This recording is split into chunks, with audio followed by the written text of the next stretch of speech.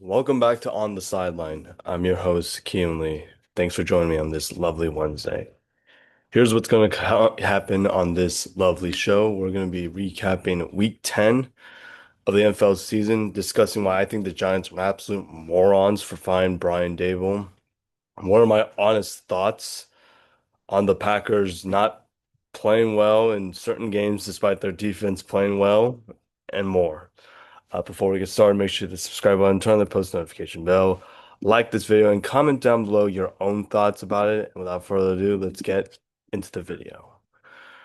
All right, starting off week 10 of the NFL season, we got the Broncos and the Raiders, and I'm glad I did not watch this game. I was debating if I should watch this game or not. I'm glad I chose not to because it was ugly.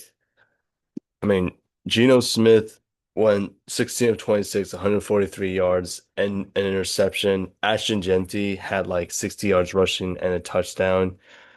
Receiving was led by Tyler Lockett with 44 yards, and defensively they got after Bo Nix twice, and Caillou Blue Kelly picked him off twice. As for the Broncos, I mean, Bo Nix was decent, I guess. I know a lot of people were saying he was ass and stuff like that. But he had 150 yards rush passing, a touchdown, and two interceptions. J.K. Dobbins had 70 yards rushing, and receiving was led by Pat Bryant with 43 yards, but Troy Franklin caught the lone touchdown. And defensively, they got after Geno Smith three, four, five and a half. 5 minutes, I think six times. Let me take my math here. One, two, wait, one, two and a half, three and a half, four, four and a half, five and a half, six times. Damn. And Don Drea Tillman had the lone interception. Beginning at the next game, we got the Falcons and the Colts. This game was absolutely electric. Well, if you're a Colts fan. But Michael Penix Jr. had 77 yards passing and a touchdown. Tyler Algier, who I benched in fantasy this week, got dog eggs, had two touchdowns. The Colts, I think, game plan was to shut down Bijan Robinson. Drake London was amazing. He had 104 yards receiving and a touchdown. And defensively, they got after Daniel Jones quite a lot. Like I'm talking one, two, three, four, five, six, seven times. And oh yeah, Jesse Bates picked him off. As for the Colts, I mean, Daniel Jones was okay. He had 255 yards passing and a touchdown and interception. Jonathan Taylor was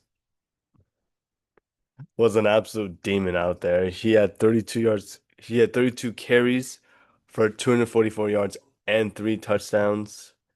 Tyler Warren led all position groups with 99 yards receiving, but Alec Pierce cut the lone touchdown. And defensively, they got after Michael Penix three times, which is a lot. Peeking at the next game, we got the Jets and the Browns, and this game felt very weird to me. I mean, you got the Browns, who had 167 yards passing and two touchdowns from Dylan Gabriel. Quinshon Junkins had 75 yards rushing. Receiving was led by Jerry Jeudy with 78 yards receiving, and Harold Fan Jr. David Njoku had a receiving touchdown. And defensively, I mean, they got after Justin Fields three times in this game, and Ronnie Hickman caught the lone interception. As for the Jets, I mean, I know they won, but I'm just speechless, man. I'm just speechless. Justin Fields, 6 for 11, 54 yards and a touchdown and an interception. Breece Hall had 83 yards rushing. He also had a receiving touchdown for 42 yards. And defensively, they got after Dylan Gabriel six times, four sacks by Will McDonald the fourth. Damn. Like I knew he was good, but I never knew he was gonna be this good. Moving on, we got the stinker of the week, the Saints and the Panthers. And What is it with these teams that like lo win a big game and then they lose to a really lesser team? Like I don't know. Tyler Shaw had 22 yards passing and two touchdowns. You know, Alvin Kamara had 83 yards rushing. Chris Olave had a touchdown. Jawan Johnson had a touchdown. And defensively, they got after Bryce Young only twice. And Alontae Taylor had the lone interception. As for the Panthers, I mean, Bryce Young was not that good. 124 yards passing and an interception. Rico Dowd was shut down, but he got the rushing touchdown. Totoro McMillan had 60 yards receiving. And defensively, they got after Tyler Shaw only twice. Next game up, we got the Patriots and the Buccaneers, and I'm not gonna lie, as Kevin Wildes would say in my favorite sports show, The First Things First, they're back. The Patriots are back. I mean, Drake May was shut down, if you would, with 270 yards passing, two touchdowns, and an interception. Travion Henderson, on the hand, says, you know what, I'm gonna take over here. He had 147 yards rushing and two touchdowns. Receiving was led by Matt Collins, but Kyle Williams and Stephon Diggs both caught the touchdown. And defensively, they only got after Baker Mayfield twice, which is kind of crazy. As for the Bucks, I mean, Baker what did everything he could to carry this team. He had 273 yards passing, three touchdowns. Sean Tucker led all running backs with 53 yards. Receiving was led by Mecca Buka with 15 yards and a touchdown. Tez Johnson, U of O alumni, he had two touchdowns. And Tyke Smith had the interception, but defensively, they only got after Drake May only once.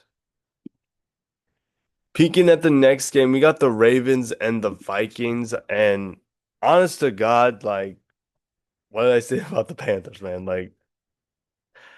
But anyway, Lamar was solid. He had 176 yards passing and a touchdown. Derrick Henry was shut down, if you would, with 75 yards rushing.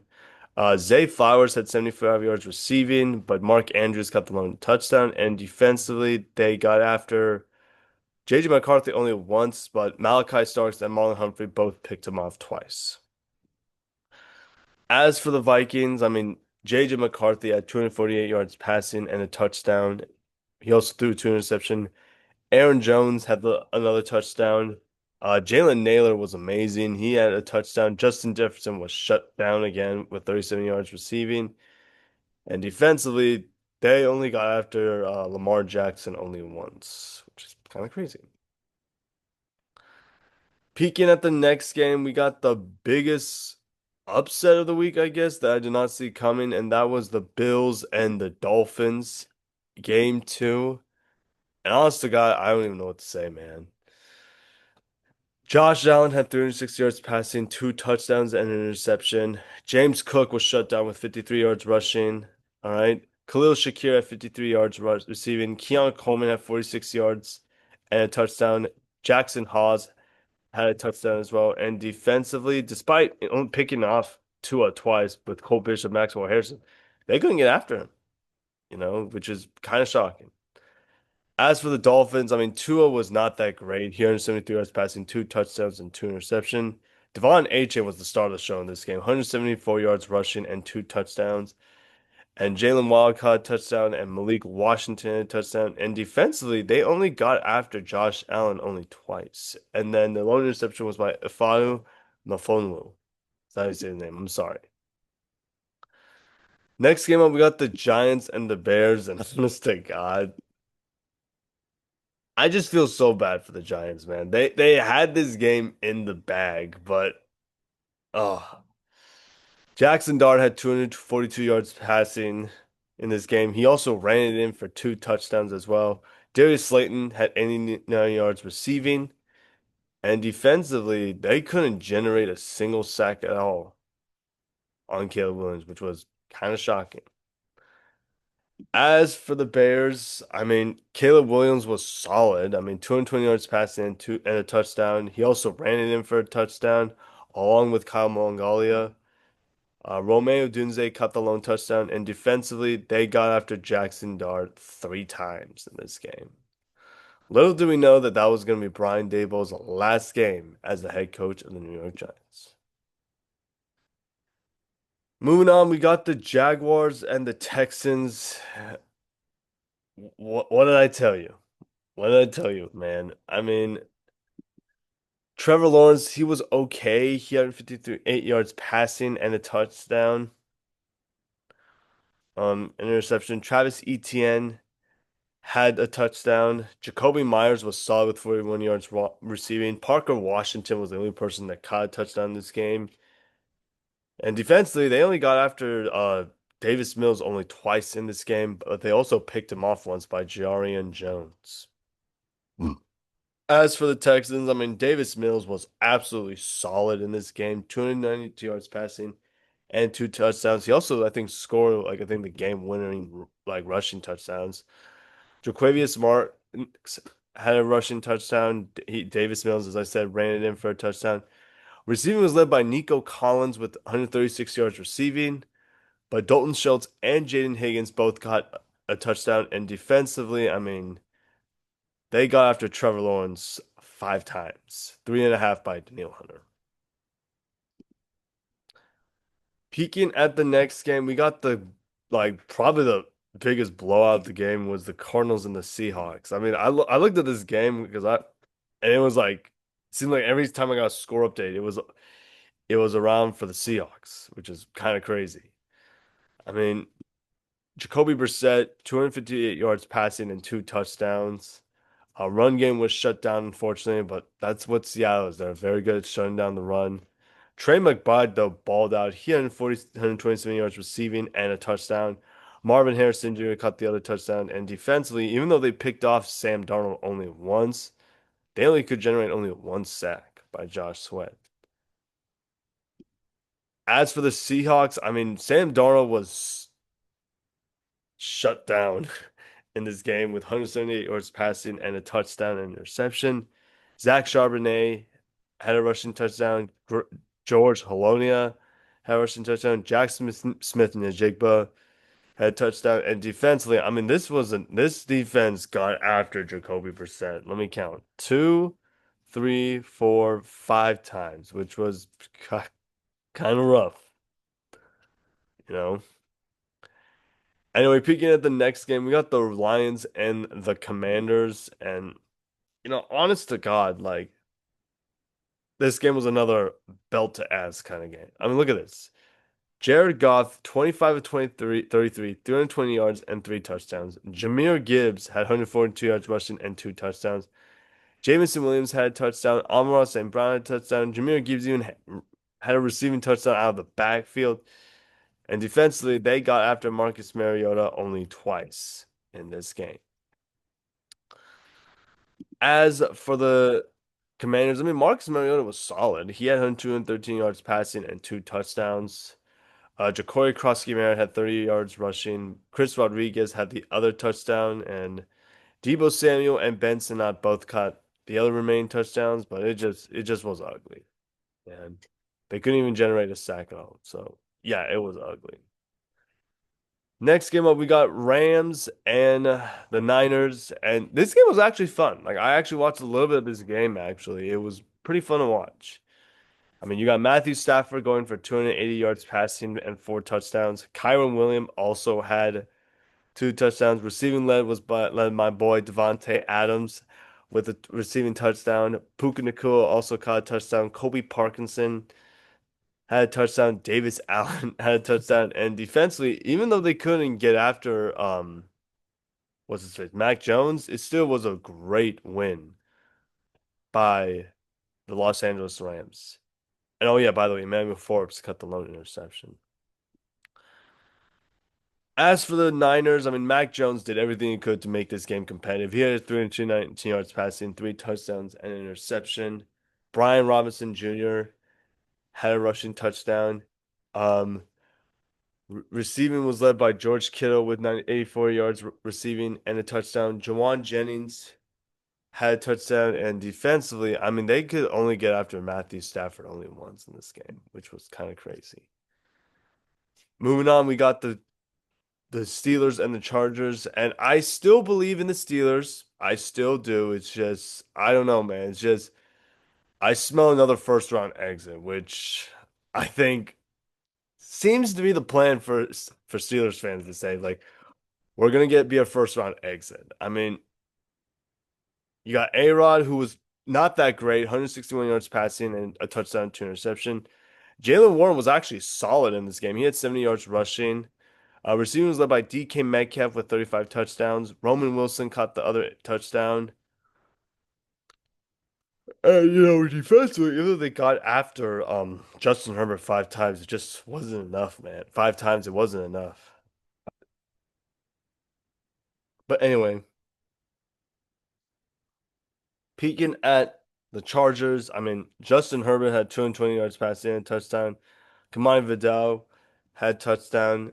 Receiving was led by Lad McConkey with 170 yards passing and a touchdown. Oh, by the way, shout out Keenan Allen for breaking the Chargers all-time franchise record for receptions, you know.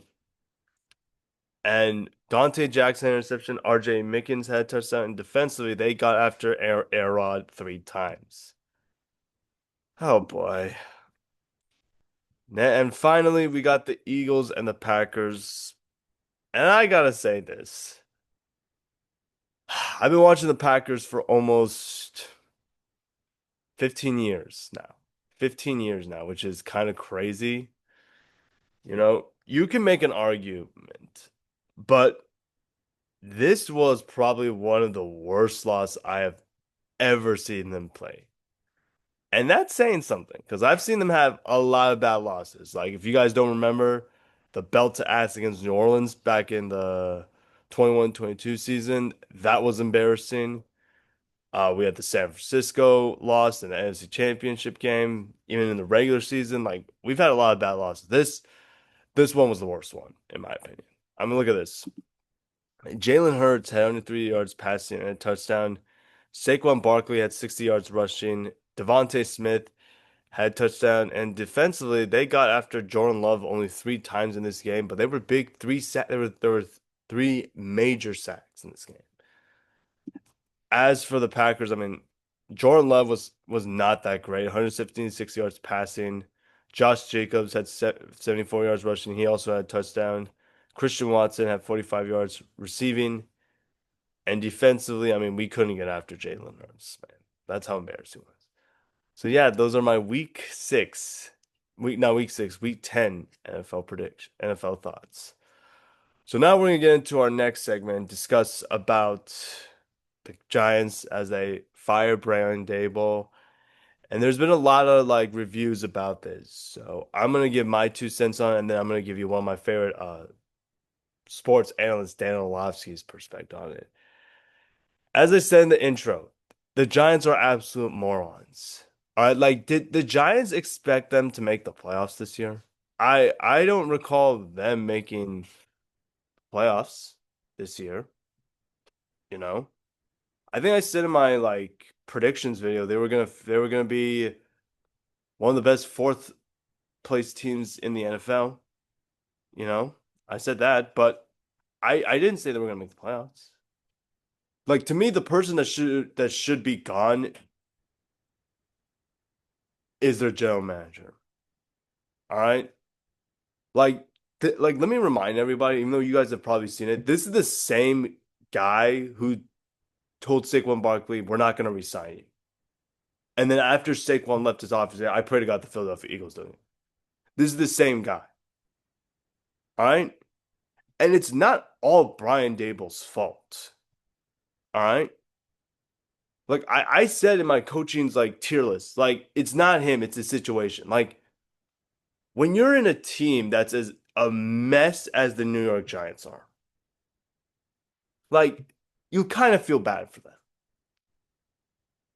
And that's sort of where Brian Daboll is. And the fact that they had the audacity to fire him,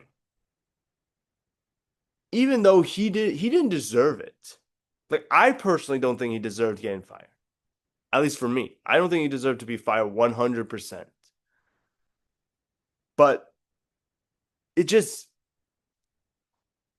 I understand that he's the head coach and stuff like that, and it's easier, I think, to fire the head coach than it is to fire the general manager, even though you're all right. But at the same time, blame the Giants front office in this, man. Like, I'm not necessarily a Giants fan at any point. Like, I still get haunted whenever we play them, you know. But it seems like every time a coach gets fired, every time I see a coach gets fired, it's for like the stupidest reasons ever. You know, unless they really like are really bad at coaching, like it just drives me crazy. Like Brian Daboll is a really good head coach. All right. So I'm gonna give you that's my two piece on it. I'm gonna get my fair analyst Darren Orlovsky's perspective on it. So I'm gonna tell you guys his perspective on it.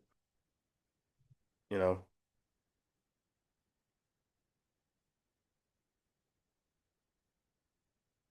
let me see if I can find let me see if I could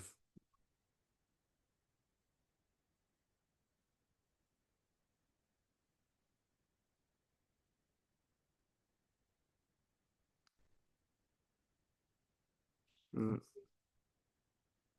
Anyway, here is Dan Orlovsky's perspective on it. So this is what he said. Is a mistake by the New York Giants.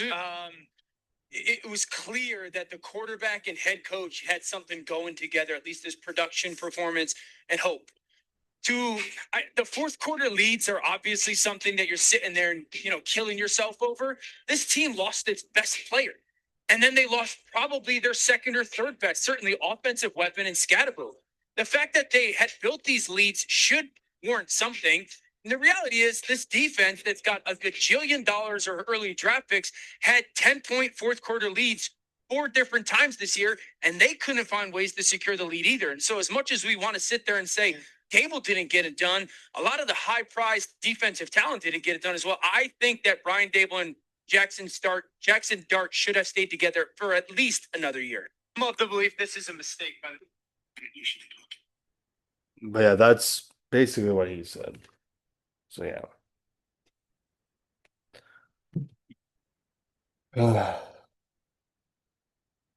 So what are you guys' thoughts? Let me know in the comments section below. Do you think Brian Daboll should have been fired?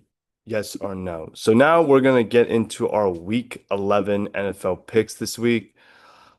Last week was an okay week for me, I guess, at least for my standards. I went 8-6 last week, so hopefully this week I bounce back in, you know.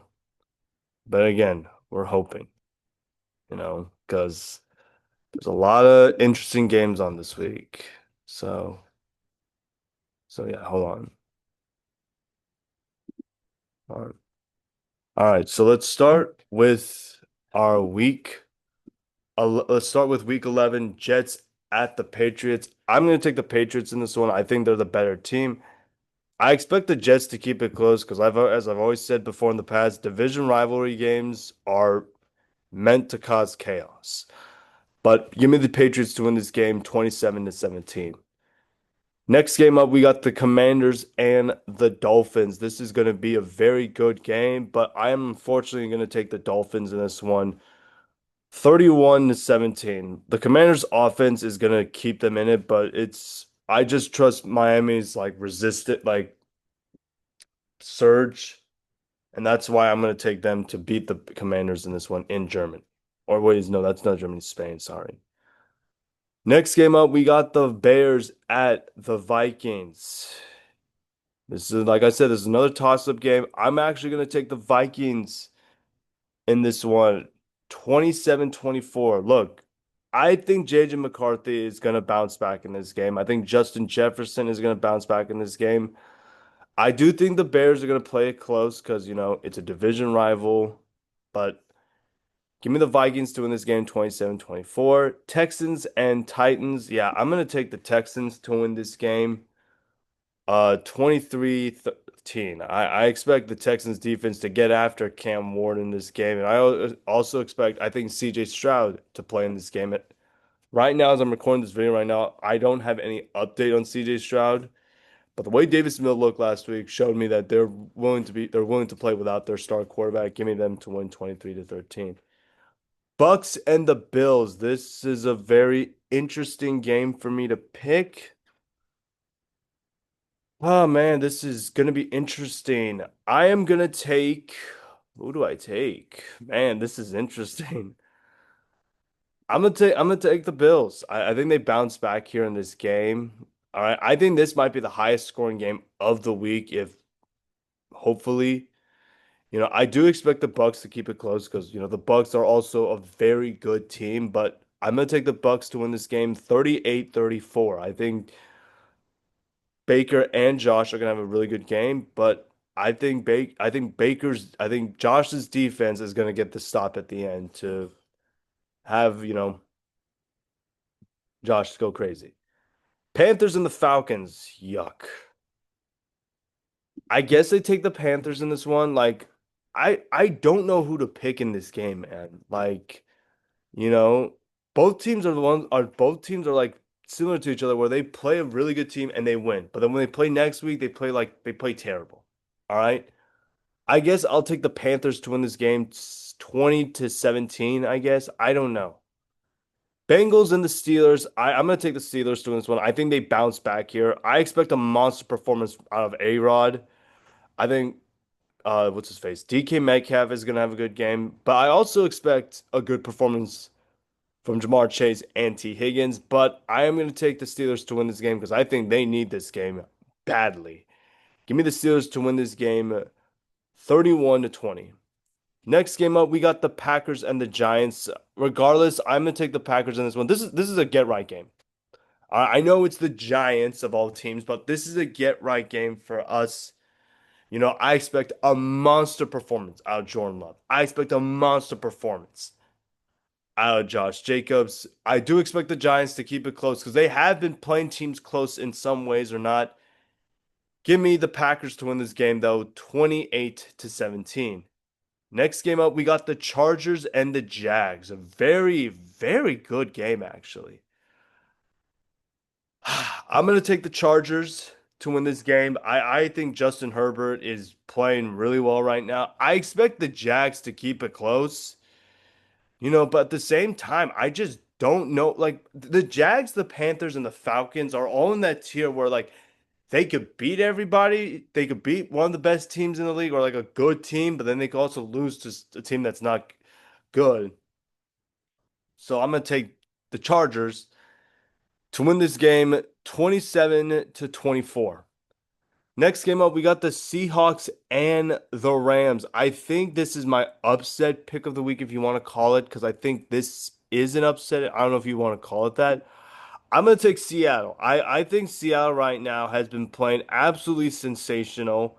I know, what's his face? Sam Darnold has struggled against the Rams in this game, but I think Seattle's defense is going to be the difference maker in this game. I know the Rams defense is really good as well, but I expect that Seattle defense to tear apart that Rams offensive line. Give me the Seahawks to win this game 31-28. Next game up, we got the Chiefs and the Broncos. I'm actually going to take the Broncos in this one. As bad as the Broncos offense is going to look, I don't think this Chiefs offensive line is going to handle this Broncos defense. Like this Broncos defense, like if you thought the 2023 Eagles defense statistically was the nastiest defense, this 2025 Broncos defense is even nastier. Like this defense is averaging, I think, 5 or 6 sacks a game. And we know the Chiefs offensive line is sort of like a kryptonite for this Chiefs team. Nevertheless, I am going to take the Broncos to win this game 24-23. Next game up, we got the 49ers at the Cardinals. I guess I'll take the 49ers to win this game. I expect the Cardinals to keep it close because like I've said before, division rival games are always close. Give me the 49ers to win this game 30-24. Next game up, we got the Ravens and the Browns. I mean, give me the Ravens to win this game 27-17, I guess. I expect Cleveland to keep it close because of that defense, but I think Lamar, but in the second half, Lamar and Derek are just going to go absolutely Super Saiyan mode and just blast through everybody. Next game up, we got the Lions and the Eagles. This is going to be a very good game, but I am going to take the Eagles to win this game 38-37. I think this is going to be the highest scoring game of the week. You know, I expect both teams to trade touchdowns here and there, but in terms of which defense do I trust more, I trust Philly's defense more than I trust Detroit's.